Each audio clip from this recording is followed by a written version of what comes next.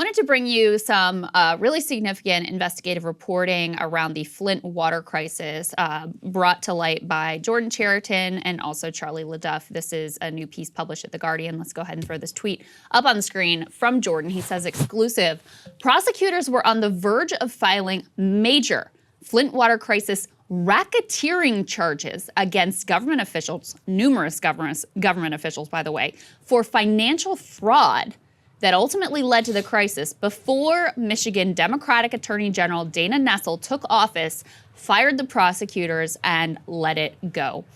The long and short of this story, Sagar, is if you guys remember some of the dynamics of the Flint water crisis, what effectively happened is they had been buying water from Detroit. They decided they had Governor Snyder installed an emergency manager of Flint.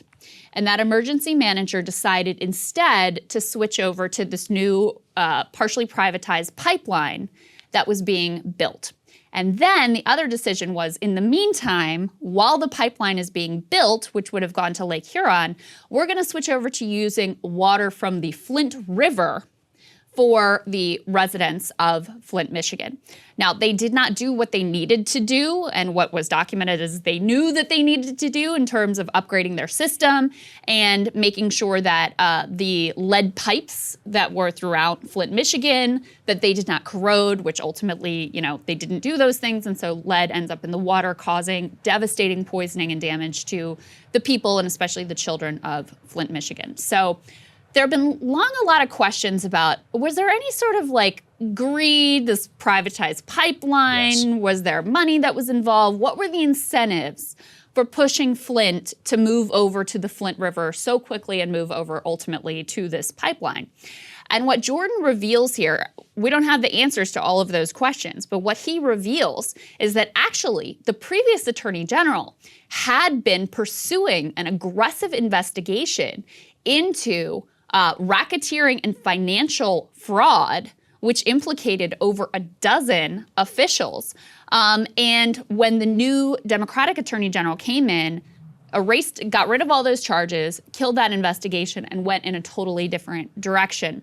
What did they find? Why was that investigation ultimately killed? Those are questions that we still need answers to. So this is pretty bombshell. Apparently, this investigation was looking into potential bribery. Again, this was RICO charges, racketeering, financial fraud. It could have implicated some of the banks that were involved in the financial deal that allowed Flint to participate in this pipeline. That's JP Morgan Chase and Wells Fargo, along with a third financial firm. They were the ones who underwrote the pipeline bond deal. So a lot of questions here about what were some of the real motives at play. Was there actual outright political corruption that ultimately led both to the poisoning of an American city and then potentially political corruption also allowing those true wrongdoers off the hook? Yeah, I mean, Jordan's done a really good job on this. And I did not know about the RICO charges and about why exactly they were let go. But that was the thing about Flint, is that it was just such an emblem of such the deeper rot of corruption. Because it wasn't just the poisoning of the American city, of some of the poorest people in the US. It went all the way up to lucrative government contracts, to the switching over, to the lying of the actual people, and then finally culminated in the social show of all three presidential candidates going to Flint and Obama famously drinking the water, and then that was it. Everybody just gave up. And, Flint really was left behind, and the justice system was one of those places where you thought they might be able to get to the bottom of this, but the more and more that you look at all of it, you can see very clearly that there was a lot of nefarious action and corruption in letting the people off the hook so it could just, throw up their hands and be like, oh, it was a terrible thing that happened, when it was a very intentional process that actually came to the actual poisoning itself. So here's what the former director of the FBI's office in Detroit said, testifying, speaking before a state government committee back in 2018. He said, "We believe there was significant financial fraud that drove this." He also revealed that his team, this was after they were fired and the investigation let go, were within 6 months of filing significant financial charges, which he described as, quote, dropping a heavy rock. That investigation was looking into potential bribery and racketeering. Okay, It is astonishing that we are this many years down the road and we still don't have real answers to these questions of why. Because look, here's the bottom line. People were making money off of this pipeline. Exactly. There were people who stood to gain from Flint switching over to what ended up being, a catastrophe and a horrific source of water for their people. So were there financial incentives involved? These individuals who are investigating were very close to filing charges that would have said yes, and that could have blown the doors open on a whole range of government corruption. What we already know is bad enough, of course.